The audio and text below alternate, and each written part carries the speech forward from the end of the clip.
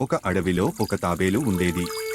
ప్రతిరోజు అది చెరువు దగ్గర కూర్చుని ఆకాశంలో ఎగురుతున్న పక్షులను చూస్తూ తాను కూడా అలా ఎగరాలని కలలు కనేది.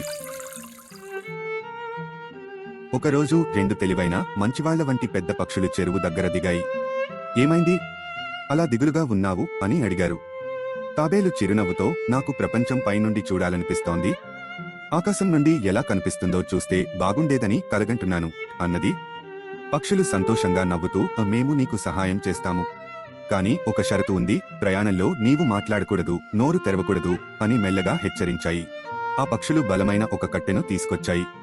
ఈ కట్టె మధ్యభాగాన్ని నీవు నోటితో గట్టిగా పట్టుకో అని అవి వివరించాయి. మేము ఇద్దరం కట్టె రెండు అంచులను ముక్కులతో పట్టుకుని ఎగురతాము. అలా వారు ఎగురటం మొదలుపెట్టారు.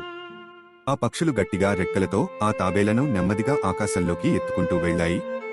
తాబేలు ఆశ్చర్యంతో కింద చూడసాగాడు. చెట్లు, నదులు, కొండలు చిన్నగా కనిపించాయి. కింద గ్రామంలో ఉన్నవాళ్లు ఆ ఆశ్చర్యకరమైన దృశ్యాన్ని చూశారు. ఒక తాబేలు ఆకాశంలో ఎగురుతుందే అని ఆశ్చర్యపోయారు.